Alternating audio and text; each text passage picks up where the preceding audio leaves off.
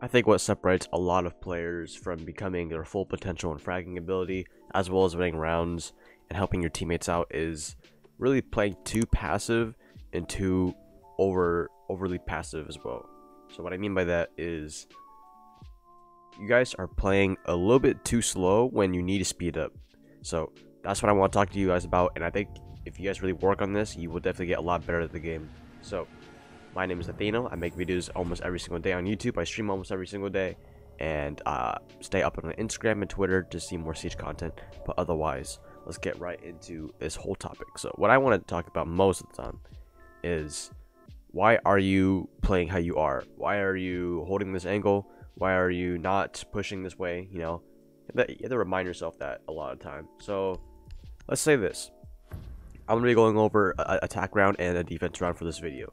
So let's say you're attacking, or we're going to be attacking study and aviator, like that area. So what I see a lot of new players doing when I was on my alt account is players are not knowing what to do. They're feeling really stuck, and like they don't have a game plan. They just go in there and expect everybody to get gunned, you know. But a lot of the time, the players that go into ranked or any kind of like you know, match like this, if they don't have a game plan, if they don't know what to do by the start of the round until the very last second of the round, then you're probably not going to get far. So what I mean by playing over to the two passes, let's say I'm attacking the study balcony right here, right? And what I see a lot of players do is they open this up and then they sit out here for a long time. They spend about 20 seconds doing this. You know, they spend 20 seconds doing this.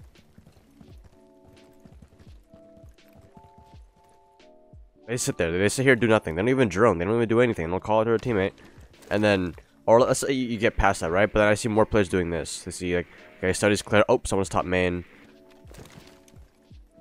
I'm gonna sit here for a bit. Wait for him to peek me. No. As an attacker, you're not supposed to wait for someone to peek you. You're supposed to make those changes.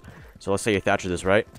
And then your teammates are going in. You know, thermite's getting the wall. Someone's pushing out main. So, like, Ash takes out that guy there. Someone's on that door right here, right? And you're still outside here.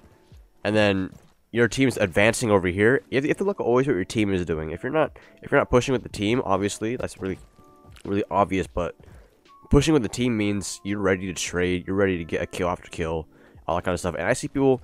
It's a 2v4.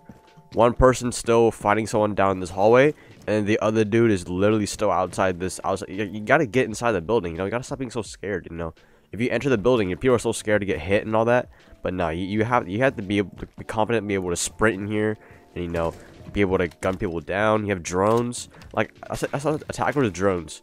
Once you clear out an area and you know where general people are, people always, they know all the angles. They know the map knowledge, but they're too scared. They don't know. They keep thinking that someone's gonna be peeking them from every single angle. That's not how it is. That's just overthinking and you playing. Because when you overthink, you play slow, and when you play slow, someone's gonna pass you. And then, so that person that passes you is the enemy or your teammate.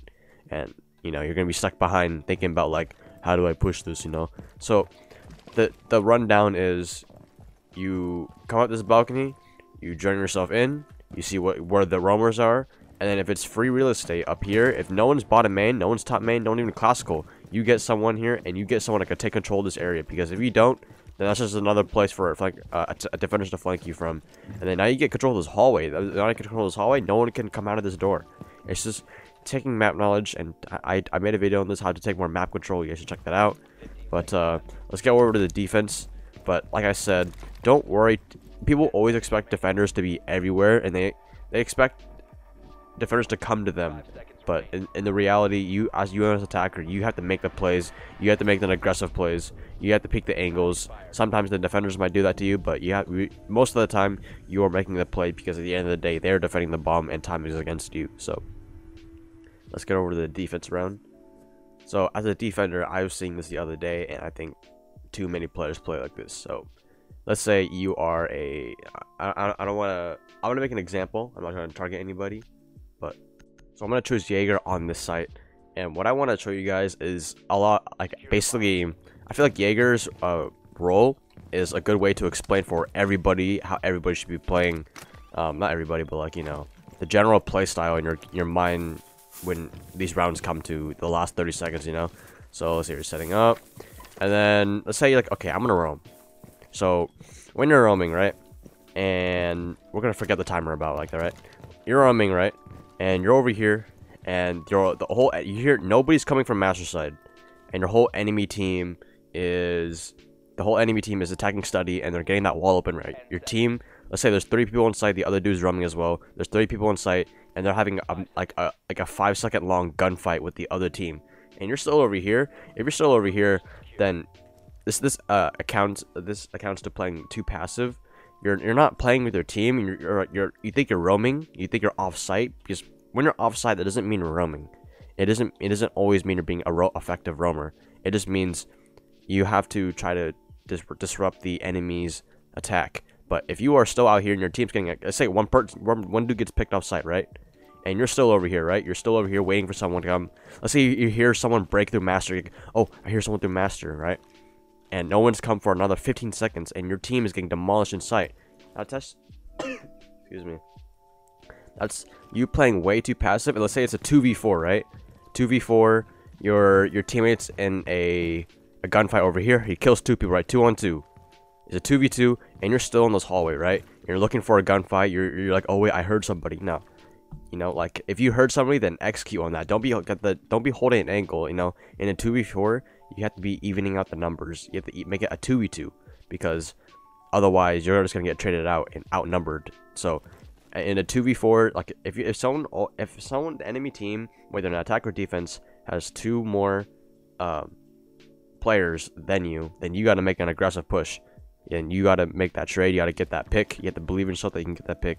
So once it's a 2v2 and your team is in a firefight, right, and you're still over here like this, right, you like at this point you got to sprint in. You gotta see what's going on. You know, you got like in a few seconds your teammate's about to die, and you'd be like, where were you? And you're like, oh, I was doing it. You know, I mean, it's playing too passive. That's what I saw a lot of players doing. You know, so if my team is behind the counter having a gunfight with someone at the bar door, right, and you hear they're both bar door, right, or over there, and you're still coming over here, like you need to sprint over, like, or you need to peek the rotate and start pre-firing, because you need to make them acknowledge that it is now a 2v2 instead of the 1v2 of the guy behind the bar, because not playing for a trade is also really important. That's why a lot of people don't work well in solo queue.